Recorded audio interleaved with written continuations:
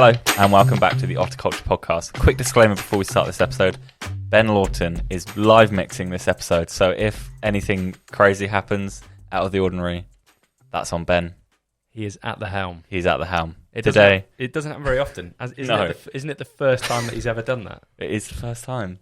He's Man just like typed on the TV. Ben's a legend. Has he cut to that angle though? Probably. He did. Wow. Nice. How does it feel so far, Ben? Great. Nice. Perfect. Today we are talking as a three of us. Last week we had Miles in the room with Miles and I as a designer point of view, but now we've got you in the room, Joss. Yes. Three film creatives, all in one space at one time. 3 film boys. Some would argue too many. Yes. Three's a crowd. Too many in one place. Too many film boys in one place. Never a good thing. Exactly that. Do you know what topics we might be covering here, Joss? Maybe. Have I thrown you under the bus? You throw me right under the bus there, mate. It's better that you tell us, Dan. Okay. So I thought today we could always talk about, a little bit about the journey into creativeness for us all, the inspiration when growing up. I think for a lot of people it was the YouTube channel. The YouTube channel? Yeah. Internet. Yeah, that channel. Bloody hell. YouTube's actual channel. And also then talk about our kind of the way in which we work on jobs. And finally then to talk about, or not finally, the world of freelancing as well. I think it's quite a broad area. Big world. Yeah. Within the world of film. So there's a lot for us to discuss. Let's dive into it. First of all, we'll go with Max. Tell us, Max, briefly, because I think we've heard it before. But for those that haven't heard it too much, I'll cut you off if you waffle too much. Good, okay. Your journey into the creative world. Many moons ago, started off as a young boy. Wasn't very good at numbers, wasn't very good at other things. So I started doing photography, picked up my family friend's camera and just got shooting. Fast forward, did it all through school, through college, all that. Started shooting for my mates, started shooting for my mates' mates, started shooting for my mates' businesses, started shooting, sending that work to other businesses, and just massive snowball effect over 5-6 years. Like it wasn't like, oh yeah, I just sent a few photos out to a business and then all of a sudden I'm a freelancer. It was like years. And then went to uni whilst freelancing, and then worked in a job doing video and photo content creation. Then started my own company, and now I work here. Nice. So you've dabbled in a little bit of freelance here and there. I'd say, yeah, I was like, before I left university, I was a freelancer, like 100%. And how about yourself, Joss? In many ways, similar to Max. I wasn't too academic in school, not good at numbers, not really good at many things. Wow. But for me, it started, I got a camera when I was 8, I think for my birthday, and then I took it on holiday. We went to Greece, just like taking loads of pictures, really like fell in love with it then. And then tried doing loads of like stop animation thing with like little Lego men for a few years. I don't know how long it was, but really enjoyed that for a while. And then I picked it up again in A-levels, actually. I was going to do it at GCSE Media, but I didn't do it again until A-level Media. And then it kind of snowballed from there. You always know the story of I got a job out of sixth form because I didn't really know what I wanted to do. And then I got in contact with you and Ben. On the flip side to you, I never really went freelance. I have done only a handful of jobs in my own spare time, really. It's all been through Ottr and working with you boys. And yeah, Dan has taught me most of the things I know. Wow. Look at that. What a claim. Claim to fame. You have, though. And most of the work I've done has been through Ottr. Very nice. Nice. Thanks for asking. My journey's been... What was your journey? Dan, what's your journey? In a brief way, kind of got a camera when I was a bit younger. Went traveling. I didn't go to Australia, unfortunately. Took loads of photos when I went traveling with a bridge camera, Fuji bridge camera. Big up, Fuji. Come on. Got my first DSLR. Went out taking long exposure photos of people because that's what was cool back then. Still cool now. Was that peak Instagram? Like I'm well old or something. Started doing like a little bit of freelancing actually.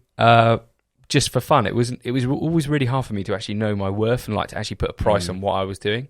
That's something I think I always struggled with, and I think that's now why Ottr is what it is, because I was creating the product but never really could put a price, whereas Ben was the business mind and can actually say this is worth this, actually let's charge it. So that's how Ottr kind of formed. But yeah. yeah, I think for me, like, had never even been a thought of like charging to do work, because I'd always just done it as a hobby. And like, there was a couple of us in our group of friends who were like interested in photography but weren't like super technical or knew everything, or, you know, when you're 15, 16, there are a bunch of us that were interested, but I wouldn't have ever dreamed of offering it out to friends or anything. So like, I respect both of you for even like going for that, because that's such a big step to take, to actually do that first job. Yeah, that must have been like, I know I would have been shitting myself. It takes such a long time, and there were so many, like, I'm sure you can speak on this as well, but I know for me there were so many keep talking. there was so many you know, those first like client jobs where, you know, you turn up ill prepared, or, you know, your expectation is different to the client's expectation, and because you're so new to it, you don't really know how to adapt. You don't know how to change to fit the situation, so you end up producing like absolute shit. But it's just like navigating that whole space when you haven't really done it before is really difficult, which is why I think it takes so long to really get your feet as a freelancer. And I feel like when people go into the freelance space, they think, oh, you know, I'm pretty good at taking photos, or I'm pretty good at the video, or I'm pretty good at whatever service I'm doing. I'm at a point where I think I can sell this now. And, you know, they try and rush into it a bit too quickly. Yeah. When it actually takes a good few months, a good few years of that snowball effect to really get to a point where you can sustain it, because otherwise it will just sort of be drips and drabs, a few shit projects here and a few good projects there, and it won't be like a long-term thing. Mm-hmm. Yeah, I remember when I was like kind of starting out and I had my camera, didn't have it very long, people asked me, oh, can you come take family photos and shit like that? You kind of do the classic family bit. But my first kind of job that wasn't family related was a girl that Hannah knew, and she had basically paid for me to go down and do like an engagement photo shoot with this couple, and they were like 60 years old. I'm pretty sure they were swingers. And the guy later asked me if I could go and take like a nude calendar photo shoot for him as well. God. I got paid 20 quid for it, which is pretty cool. That's cute. Your first gig. Oh my God. Yeah, 20 quid. But I had to basically go down to some weird farm, and they were an older couple. It felt like I was photographing my mum and dad, kind of being a little bit intimate, like, you know, tongues in mouths and stuff like that. Oh my like God. Really going at it in a farm. Yeah, it was pretty crazy. Wait, did you do the nude one then? I didn't do any. There was no nudity on this shoot, but yeah, it was fucking mental. Like, I was kind of. How old were you then? Jesus. I was probably like 17, 18 maybe. Oh, okay. It was just like, did not expect it. And I remember the night before being so nervous, like Googling like how to pose a couple, how to do this. Like, but the thing is, I still kind of do that today. I'm still looking at like YouTube videos or going on to like other things. If I know that like we've got a shoot with Teal or like a lifestyle shoot, and I'm like thinking there, oh, do I know like poses? Do I know how to pose a couple? Do I know how to pose an individual? And it's so like I think that is always in the back of my mind. Like, do I actually know how to do my job? I think everyone gets that. It's imposter syndrome, isn't it? Yeah, oh yeah, 100%. I feel like with a lot of our jobs as well, we don't just rock up with the camera and then just film. Sometimes we are like helping them deliver the product that they want. Like sometimes they're like, okay, we know we want this thing, but you have to kind of find that thing to then help give them that oomph that they're looking for. Yeah. So it's a multifaceted job. You're not just a cameraman. Yeah, I definitely think, you know, as a creative, I don't know if as a creative we're more vulnerable to these kind of, you know, mindsets. You know, for people who are a business, maybe they're a bit more straight down the line in their decision making, whereas I don't know, for us, my life's a little bit more. I think like because up until the point where you go freelance, it's art to you, isn't it? Like, it's, you know, you're doing it because it's fun. Yeah, like, that's the only reason why anyone would get into photography, because they're interested in it and they enjoy it. So turning it from something that you just do for a laugh, or you just do to express yourself, or just for fun, into a business, or into a point where you're charging other people for you to do it, can be quite a scary thing. And it's hard to explain. It's just such a difficult space to navigate, and that you can only really learn it by doing it. I feel like you have to go through those shit like jobs. Yeah. I remember one of the first jobs I did at university when I went down there, because obviously I'd built up a relatively, I wouldn't say frequent freelancing business back home, but when I went to university, I thought, right, I've moved away from home. I need to get some clients down here. I need to really sort of spread my network or extend my network to people down here, so that I've got a consistent number of jobs coming in. I remember the first job I did in Bournemouth, it was for like the Law Society or something like that. And I don't know if I've told this story before, but I basically went down and my charger for my camera had broken. And I went down with like 20% battery and I didn't realise. So I like shot the first like 20 minutes of the event, and then my camera died, and I had like multiple people coming up to me, be like, "Oh, can we take this photo? Can we take this photo? Can we take this photo?" I'm like, "Fuck! Oh my god, I don't know what to do." I ran home. Like there was like a 20-minute break, half an hour break. Oh my god! And thank the Lord that my camera died in like alongside this break, because I bolted home. It was like maybe a 20-minute walk, and I got back so quick. Whacked my camera on charge, grabbed my I had like a shitty point and shoot like backup camera. I was like, right, worst comes to worst, I know my craft, so I know that I can take something on this, even if it's horrific. I know that I can get a photo on this absolute worst case. And luckily the camera battery charged to like 50% or something like that, and then I ran back down and finished the rest of the shoot. And they were really happy with the film, but I look back at it and I think, it's just so shit. Like, so bad. That is savage. Josh, do you have any stories, not freelancing, but film stories, or any moments that you've had? I think, for me, a lot of the projects that I've worked on that come to mind anyway have always been for, like, a purpose. Like, during my A-levels, we had to do, like, a short film, and I did, like, a music video, and just looking back on, like, how worked up and, like, stressed I got myself over those, because, like, for the music video, it's like, okay, have a band. So it's like, all right, I need to rope in 5 mates to pretend to be a band. And then, you know, I need to hire one of the drama studios at school, and we have to pretend we're a live band but not make any noise because there's still classes going on. So how do you pretend to be a live band but not make any noise? And then I've got my Canon, like, 400D that I'd bought off MPB for 90 quid that only filmed at 23 frames per second. No, 20 frames per second. It doesn't even do 24. And just, like, trying to make something of that. Looking back on it, I think I did all right, given the circumstances, but, like, those early stages are so stressful. And I look back on the short film as well, and it's like, I put together a script that I pretty much just carbon copied from someone I admired, and I just blagged it through my A-levels. Yeah. I was like, yep, I wrote this, I directed this, and it's like, I pretty much just copied some guy's film, but it's like, it's kind of what you do. Imitate until you make it. It's just problem solving. I feel like all creative, the transition between creative as a hobby and creative as a job is just being able to problem solve. Because, like, obviously you'll put all the hours in and you'll do all the freelance projects and all the sort of smaller stuff, so that when you get onto a big set and you're faced with a light problem, or you're faced with a camera problem, or you're faced with a model problem, or, you know, something's not gone right, you probably will still get a little bit flustered, or you'll get a little bit stressed, but you'll have the tools from those past experiences to be able to go into it and know exactly what to do, or know how to push it in the right direction again, or how to get things back on track. Yeah, that's all this industry is, or our job anyway. It's just constant problem solving. Like, all day when we're just sat editing, it's problem solving. It's like, all right, I know what I want, I can see it in my head, how do I do that with my knowledge and my skill? It's fun. It is fun. How did you find it as someone that freelanced, going from freelance into working at Ottr? But I suppose there wasn't really a clear... For me, it was like a dream, really. Yeah. Because it was like all of my weaknesses were completely solved by working with Ben. It was like, I don't really have to be client-facing that much, or when I do, I don't mind it. But majority of the time, Ben handles all of the client kind of liaison stuff. And then I just get to do what I like doing. You know, my strengths are his weaknesses. And it's a really interesting way of doing it. There was a few times that I had to go out to do like client meetings. There was once when I had to go out to a lady's house who I had to do like design work for her. I had to do like design for this pub out in the Cotswolds.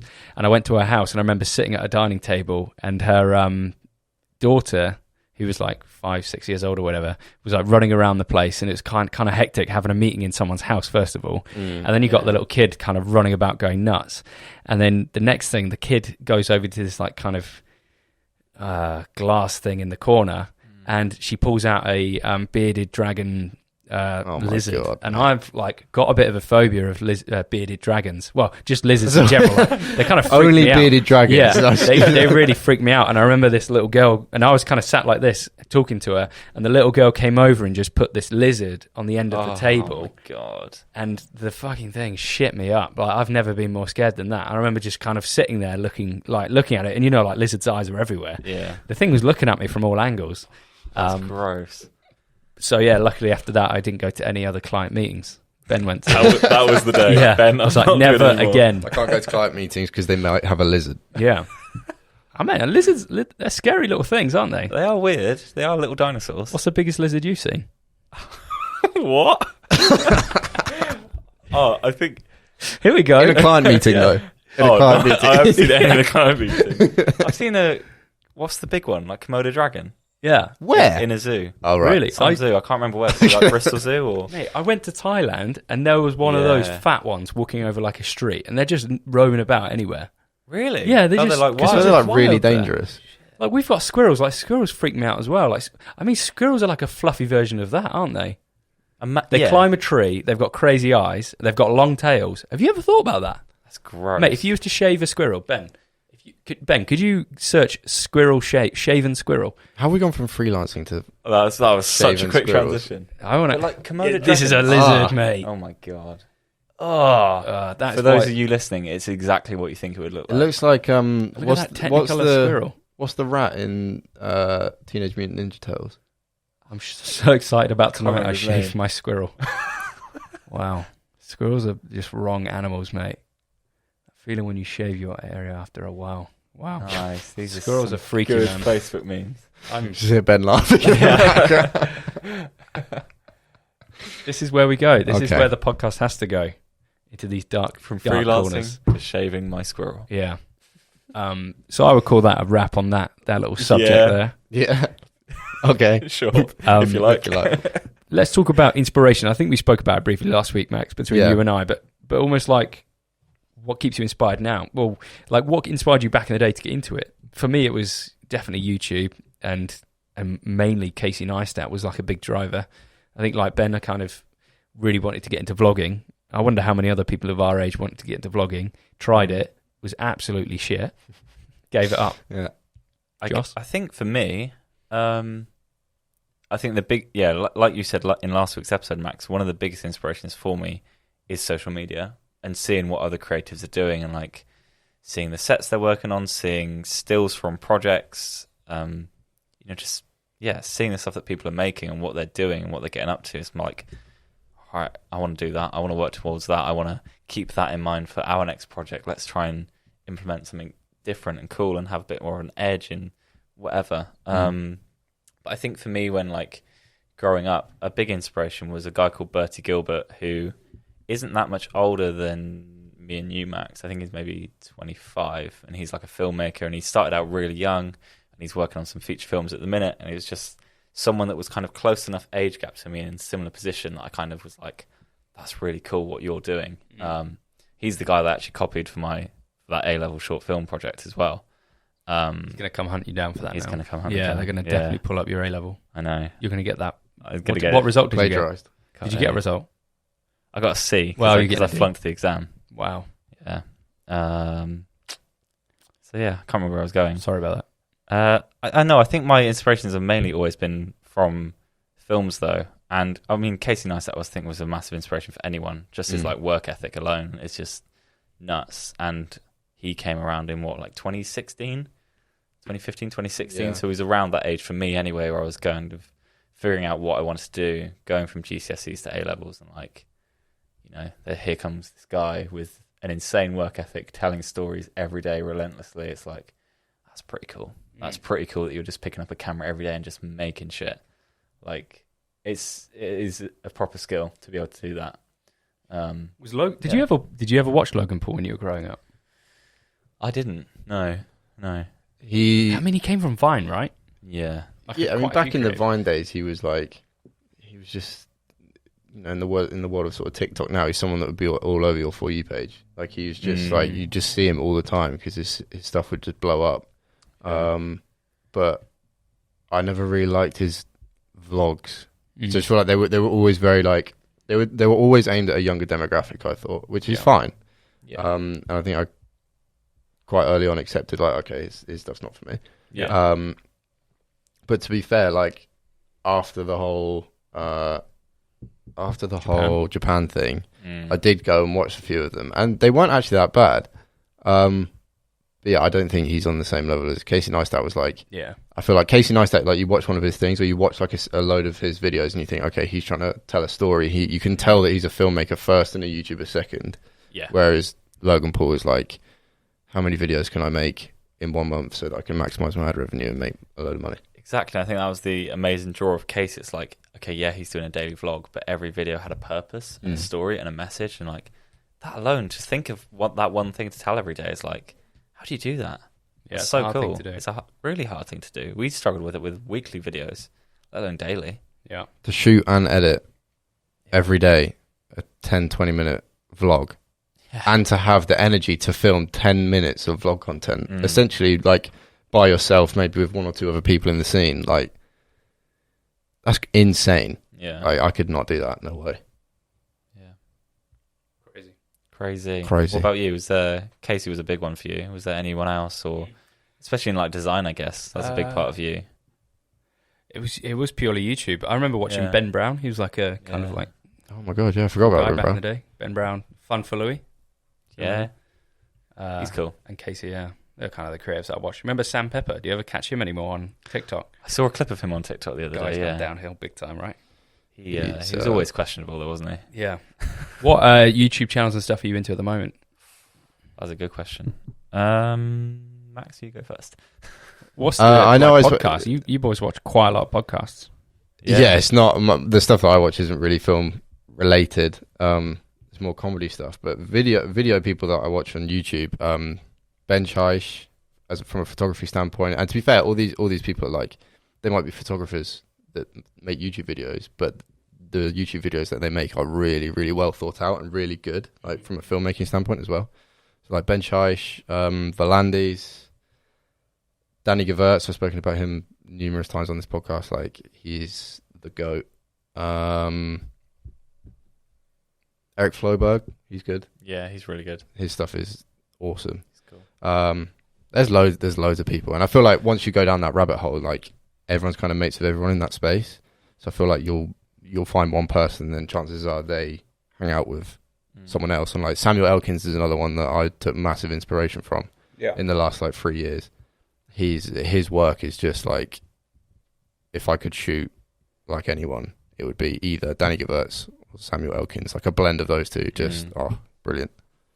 I think for me, well, the two biggest channels that I've like discovered in the last couple of years been Corridor Crew, which I've banged out a lot on to you boys, and they're like a VFX company, but they have podcasts and loads of videos where they do loads of cool stuff with VFX and just filmmaking in general. And I feel like I've learned a shit ton about storytelling and everything just from them, because they're like just a group of guys in LA who have just, they're kind of OGs on YouTube, been around a long time, but they're just amazing storytellers. And then there's a guy called In Depth Cine. I don't know his actual name. I don't think he's ever publicly said it, but he's basically a guy who's in the film industry, and I think he's a camera op or a DOP, and he just does these really, really interesting videos about like cinema lenses and why directors do certain things, just like massive breakdowns on like, really cool film topics.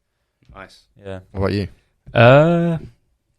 Creative wise, I don't really watch too much, but I don't feel like I don't watch as much as I did used to. At the moment, I'm in a really weird hole of watching stuff on YouTube. I've been watching a guy called Mikey the Biker Mikey. Have you ever heard of him? No. He's a cyclist. He stands at, it's called Gandalf Corner. It's in London, right?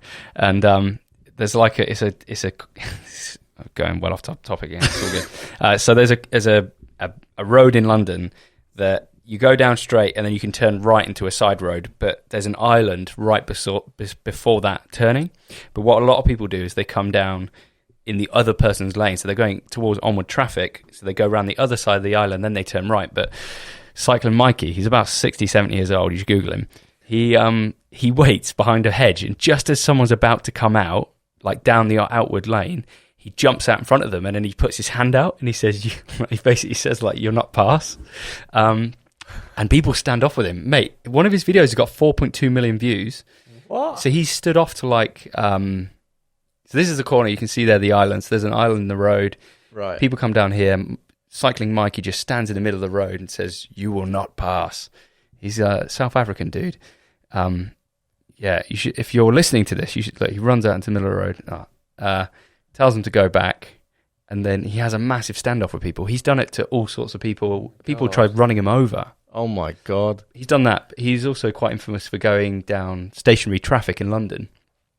And he's caught Guy Ritchie on his mobile phone. Guy Ritchie lost his license because of Cycling Mikey. Really? Yeah, Cycling Mikey Oh my God. he got Guy Ritchie 6 points and like £1,000 fine. He's also done Chris Eubank. He's caught Chris Eubank and Frank way. Lampard. Oh my God. What a guy. Look, the guy got ran over. Like he's taking hits for. He's not even doing it for the content. He's doing it because basically all of his friends are cyclists and they all train within this area. Yeah. And they were getting hit by cars doing this because, like, if you was to come out of this road, you only look right because that's where, or you only look left, right because that's where the traffic's coming from. Yeah. You don't look left. If you don't look left, you're going to get hit because people are breaking the law. Oh my God. That is insane. Cycling Mikey, yeah, definitely What a check it guy. out Man in your of own people. time. Mate, that guy Mate. should keep. Look, he gets out like Oh my God. Cycling Mikey's been hit by people. He's such a legend. That's horrible. I hate stuff like that though. Like, I don't know what it is, but I can't help but watch these videos, and I'm fine with them. But it makes Hannah really uncomfortable because I think she hates like public, altercations and stuff. Yeah. I think what it is, yeah, it annoys me, fascinates me, and it almost angers me seeing other people that angry over something. It's like, Yeah, that guy you're could have so just in the wrong. reversed and gone back into his lane. There's a He video. stood his ground and got so angry. There's a video, and it's like the longest standoff, and this lady is arguing with him for 13 minutes, and she leaves her car on the island and walks away, and she like just walks off, Oh my God. and then she calls the police, and she's having to go to the police. "This guy's blocking my car," and they're like, "Yeah, you're in the wrong lane. You need to reverse." And she's like, "I will not reverse," and she's going mental at them, and Cycling Mikey's like, just Being a legend. just like, your ego is getting the better of you right now. Just Yeah. reverse. Oh. Like, you've broken the law. Reverse and carry on with your day. Yeah, literally. Yeah, would recommend. That's fascinating. Yeah, and then the other, and then I watch like other just shit like that. Basically, there's a guy called DJ Audits who, this is really, it's quite bad, but he's got a drone. I mean, it's not breaking the law, but he's got a drone that's under 250 grams, and he takes off from public land, and he overflights police stations, prisons, and then obviously the police come out, have a go at him, but because he's on public land and you're allowed to film in public, he can kind of get away with all of it. I look at it as like I like to see how the police interact with him and how like he handles those situations. But I mean, on the flip to that, it's like he is wasting police time by being a bit of an annoyance. So it's a bit of a... He is, but it's almost like you do get where he's coming from, don't you? It's like he But- isn't breaking any laws. He's not, but he also like, I mean, he does it because he's doing it for the views. Yeah, like I was he, gonna kn- say, he it's knows gets dodgy. if he gets a Karen police officer to come out and have a go at him, people love seeing that. Is Yeah. it him going out looking for a not fight, but like He's instigating. Looking Yeah, to he's be a asking pain in for the trouble. arse. Yeah. Yeah. Which got me onto a thought, Joss, about if there's anything that's completely random like that you think about. So, like at home, sometimes my dishwasher doesn't wash stuff very well, so I have to put 2 tablets in. Anything in life like that, Joss? wasn't this mate, creative podcast? that's such a wide question. Is it good? Ben says to buy dishwasher cleaner from Lidl. What Yeah, the fuck sometimes the glasses don't come out too clean, so I've had to That's throw in annoying. 2 tablets every time, which I mean, I'm wasting Going tablets through these twice days. as quick. Yeah, Um, sorry about that. It's just a little bit I of a don't side know. topic that we I can talk don't about. even know, mate. You sprung that on me Yeah. rapidly. I haven't got anything, No. mate. I haven't got What anything. shower I'm gel are quite- you using at I'm the quite moment? Boring. I just use the one that's in the gym. Oh yeah, wow, bougie. Yeah, nothing fancy. Doesn't even shower at home anymore. I know. Wow. Wow. Wow. When I shower at home, I use Radox. There you go. Two in one. Oh God, grow Bulldog. up. Bulldog man. Right. Why? What do That's you the one. use? Just I don't use that type of shower gel, Josh. What do you alright, use Josh? Sorry, Josh. Wow. Been in nearly 2.5 years. I use Audi's version of Radox. There yeah. you go. Then. Nice. Come on. How does creativity flow into your everyday life? I think it's just the person I am, Max. Really? I am just a creative person through and through. I can't help it. It's who I am. I often find that I feel like this would be good, actually, good transition into how we work as a 3 in film. Go for it. But I feel like I'm very technical. I love technology. Well, to be fair, we all do. But I feel like I was always interested in the kit and the like camera gear and what other people were buying and how it's affecting their work and how they get certain looks by using certain pieces of technology. So like, I always found that working as a freelancer, you'd be working all day on an edit or on a shoot or something like that, and then I'd go home and I'd go on YouTube, and then all my YouTube subscriptions is just full of like camera reviewers and cinematography people that are talking about camera kit. Excuse me. And then I just end up like coming home from work at 6 o'clock, going on YouTube to watch some YouTube videos, and then watching cinematography films or cinematography breakdowns or kit reviews and stuff like that. And without even realizing, my own social time or my time outside of work becomes revision for the next day. Yeah. Or revision for future projects. Sure. So you end up kind of being so engrossed in it. Mm. Just wondered if that was the same for anyone else or if I'm just a bit of a nerd. I guess in a similar way, I think, like what I was saying about that channel I watched earlier, I think I definitely have had that technical phase. I feel like I got into it from the start more from like a writing or like a story way. You're our in-house DOP, not to jump ahead in what we were going to say, but that is your role. You're very technical in that sense, whereas I would rather be in more of a on-shoot, a camera up, or maybe assisting Dan with like the overarching look of the project rather than the technical, because I'm not as strong as a technical person as you are, because much more fine-tuned detail. So I'd say for me, it would be more looking at the how to actually handle the project as a whole. People, maybe.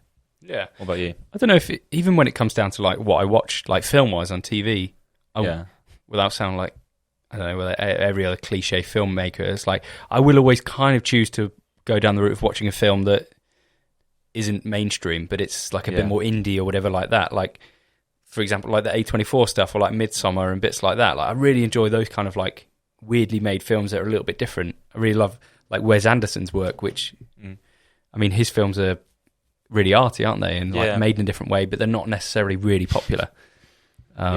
So definitely. I think I'm more into that's my choice of films. Hence why I can't get involved too much with like the talk of Star Trek and Star Wars and the Avengers and bits like that. Yeah, because I don't that stuff doesn't excite me. Yeah. So that's why I kind of go down the more hipster indie route. Such a film boy, mate. I know.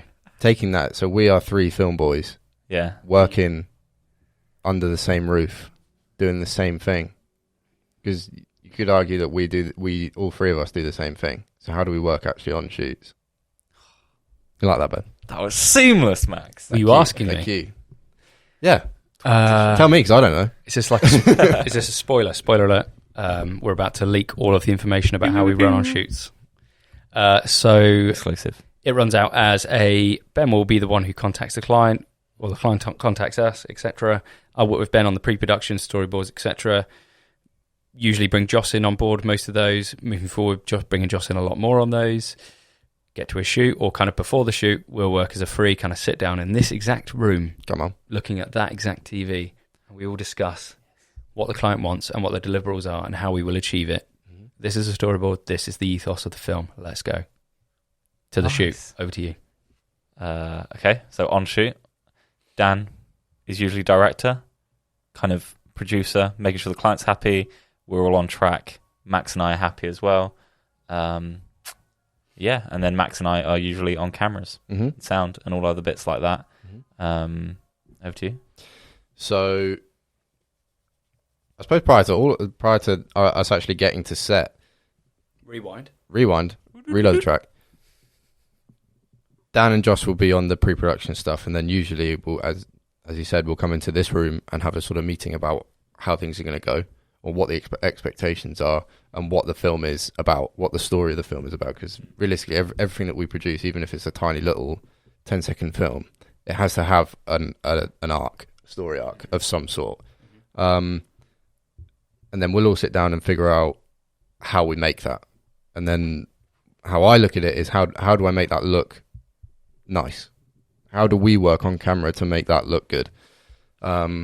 So then Joss and I usually go into the kit room and figure out what exactly we need, what exactly we need to bring with us to achieve that, so that when we get to shoot, we have exactly what we need. We know exactly what we need to get in order to execute on the brief that you've received from the client.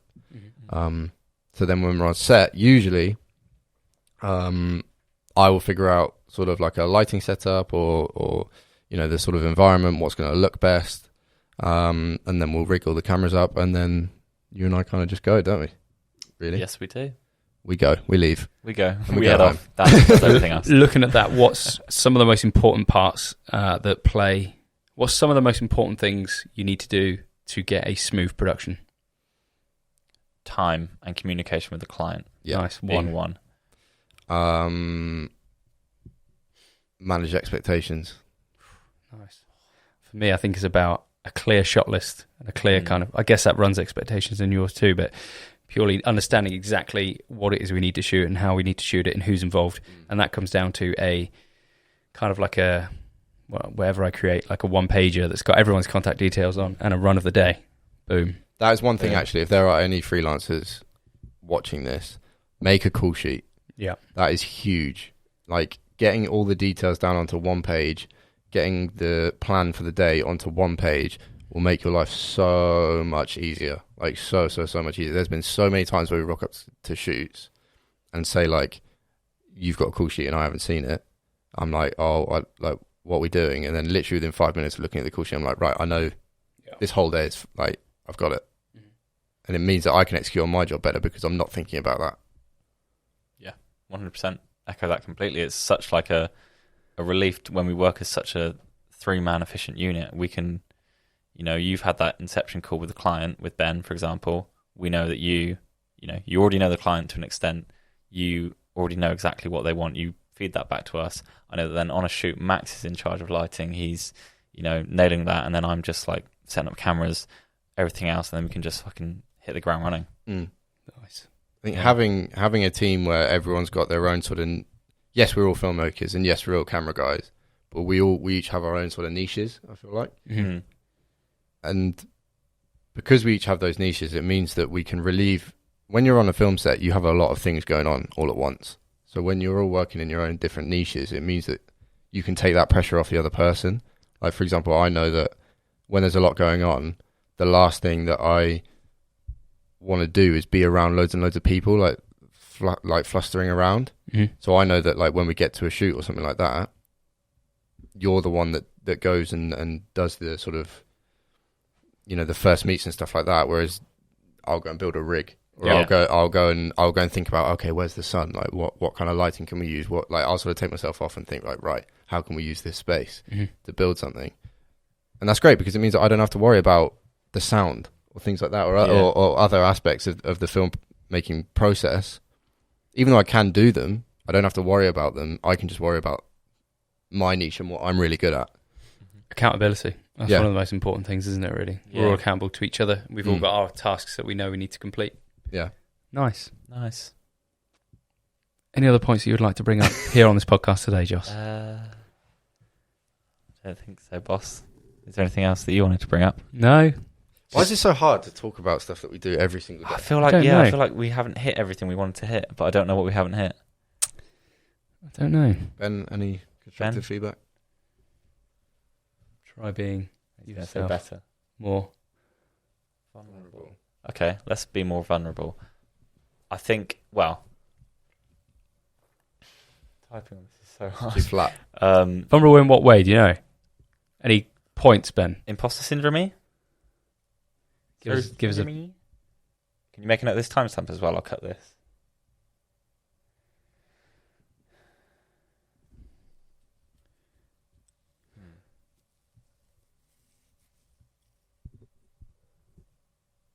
Yeah, okay. Should I talk about me flapping on set? Because I don't really want to put off any potential clients that might be listening to it. Yeah, okay. On Dan's head bit. Let's go. Do you want to go for it? Yeah, can do. Should there be like a clean cut? Or a clap? Nice, Ben. Dickhead. yeah, like having the. So when it comes to a shoot, Max, I'm always the person who's usually the one.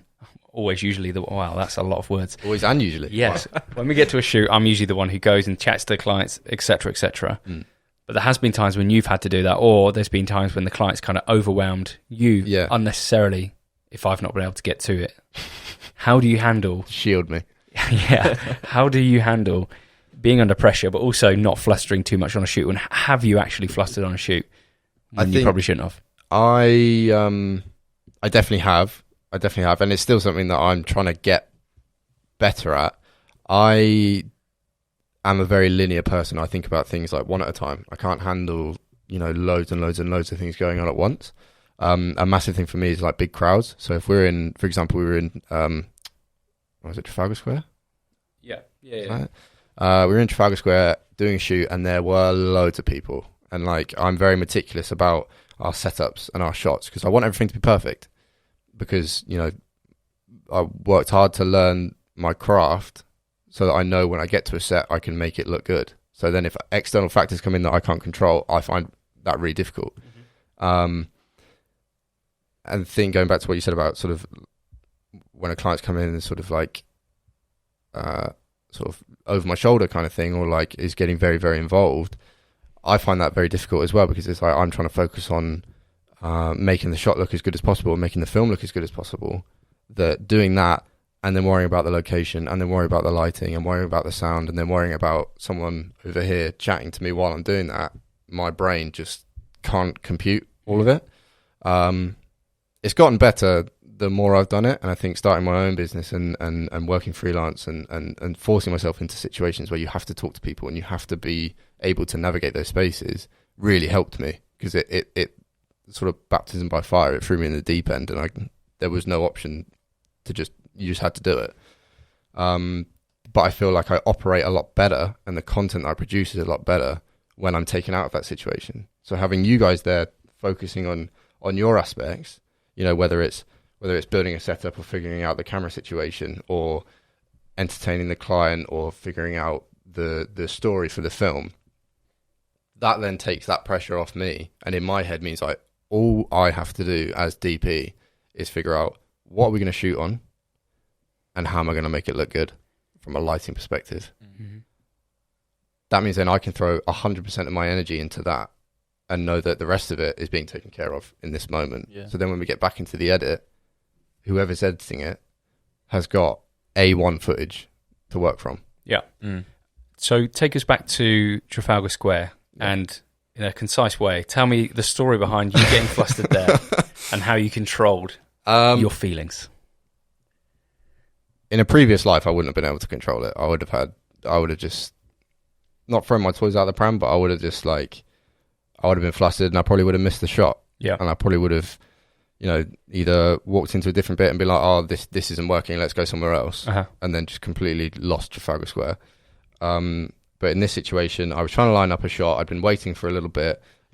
We were waiting for it. It was very temperamental weather. Mm-hmm. The sun was coming in and out, so it made it really hard to expose for and get all the cameras set up and the lighting situation set up. And we had like a 30-second window where the sun was coming out before a cloud came in. And we set up the shot and everything was perfect. And then we get tourists just start walking in front of the camera. We get people in the background walking over, people with iPhones just trying to take pictures and stuff like that. And my brain was like, to sound like a film boy, you're ruining my shot. Yeah. Like all this stuff, just everyone just disappear so that I, the most important person in this Trafalgar Square, can get my shot. And then you can all come back. But obviously life doesn't work like that. And luckily Dan was there on set. And I feel like you and I feel like you can see when I'm getting frustrated. Yeah, I've learned your looks, yeah. You can see it in my face. And I've learned to condense my emotion to just my face rather than being like, oh, fuck's sake, it's not working. Yeah. And you're really good. You help to maneuver people. You're like my guide dog. Yeah. You help to maneuver people out the way and be like, oh, we're just going to get because you're a lot calmer than I am. Yeah. Especially when I'm in that state. It doesn't happen a lot.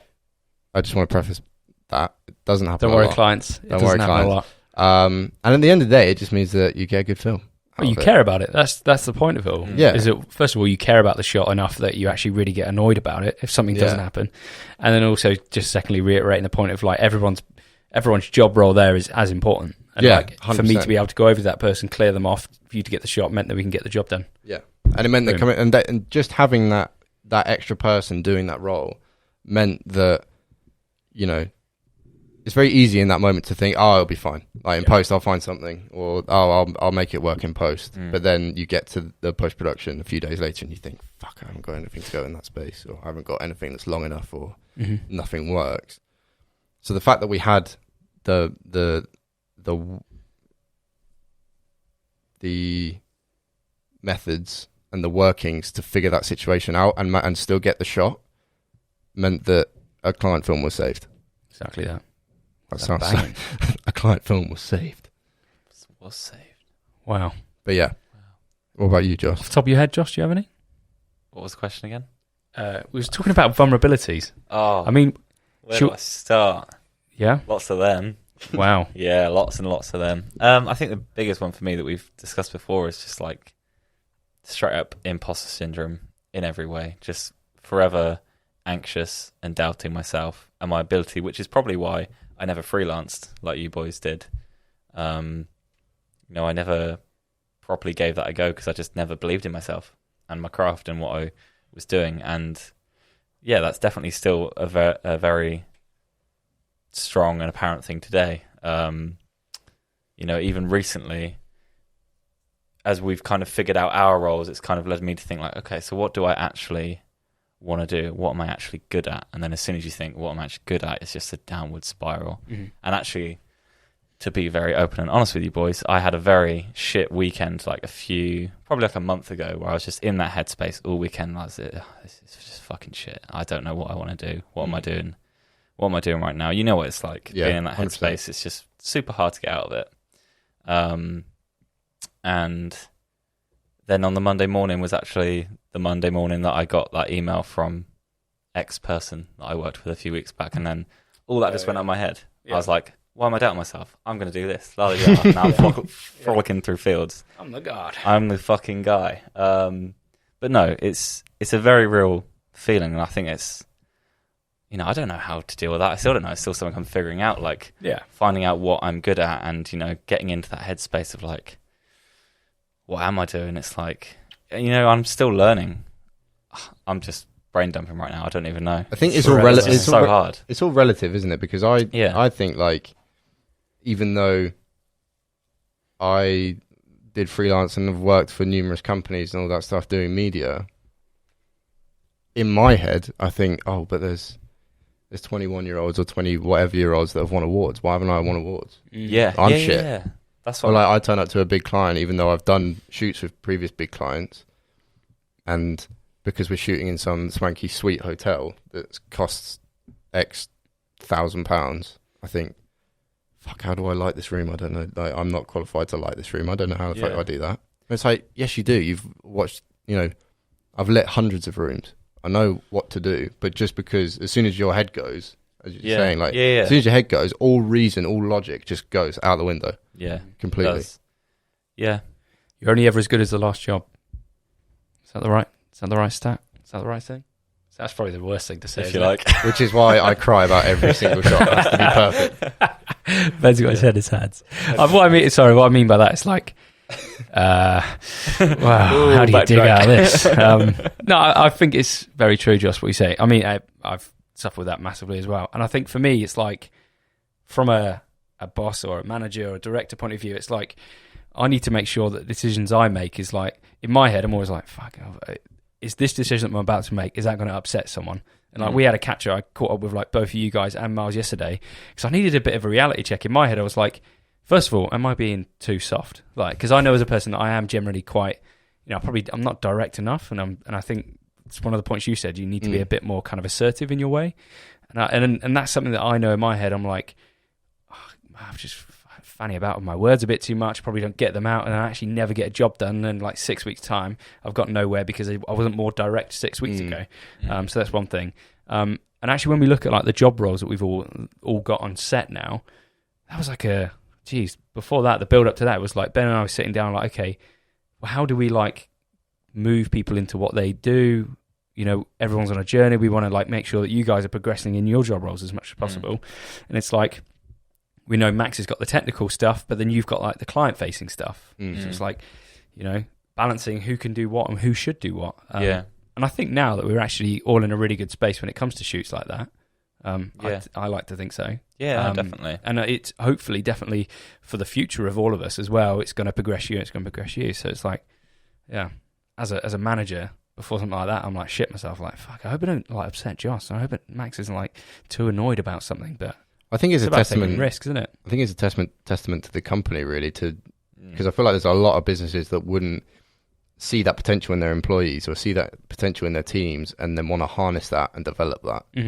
I feel like there's loads of like corporate companies that say that they do that or say that they want to do that, but they don't actually put stuff in place to really execute on that. Yeah. And I feel like we have been, you know, you guys have obviously seen where we excel and have sort of pulled that out and gone, right, okay, go and do that really well and build that as much as you can. Yeah. Absolutely. And it's like, I know a few months back, I was like, oh, I really want to do a lot more like DOPing and lighting shit. And then we did it on a shoot, and I was like, I don't know if this is really me. And then we had a catch up, me, you, and Ben, and you were like, we think you should go into more of a assistant director role. And I was like, yeah, I've been thinking the same thing. And it's like, you boys, obviously being an outside perspective of me and like saying, no, this is actually what you're good at. You're good at like the client shit and like the planning and whatever, rather than the technical. And it's like, yeah, that's right. And it is a testament to you boys, because there are so many companies that will be like, we want to push you and make you do the best you can do, but they won't do jack shit to get you there.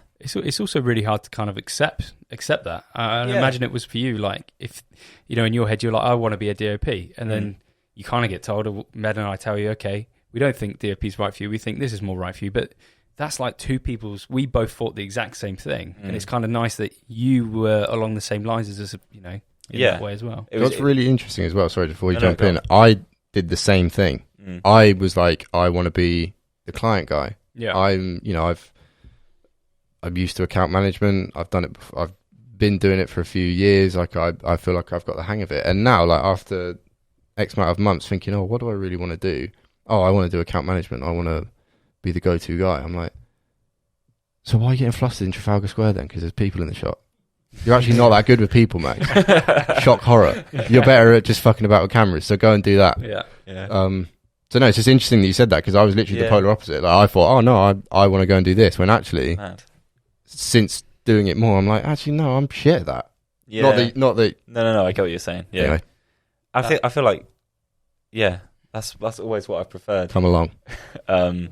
Just like having, and I guess in a director role like yourself, Dan, it's always being like having knowledge of all these different areas, but never being super technical in like just cameras. I'm not saying that you're just cameras, but I'm just cameras. You know what I mean? Like not being technical on this one thing is like, yeah, you know, get what I'm saying. I don't know how to say it. It's just harnessing that, seeing that spark, and like developing that. Yeah, and I think it's really great that we've got all of these things aligned now. So when we, you know, work together for however long we work together, it's like we're only going to get better as a unit, as a trio, and the next person we bring on board will fill the next role. And you know, as productions get bigger, we are still really establishing what we do. And it's like it's really exciting, I think, because it's like hopefully we'll be working on way bigger productions, and we'll all get the real opportunity to like smash each role even better. It's exciting. Going or looking back, obviously a lot has changed even since I started here, and I've only been here 8-9 months now.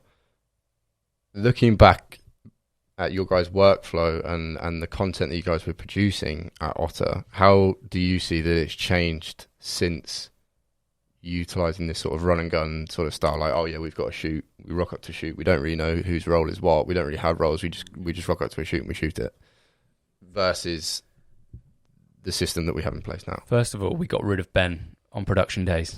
Yeah, that was what a relief that was. He just weighed us down. God, I just kind of got in the way. I mean, how many shots did he walk in front of? I know. He hasn't been on a shoot in so long. He came on one last week, and he must have walked into shot at least 5 times. And even he acknowledged the fact that he was walking in front of shots.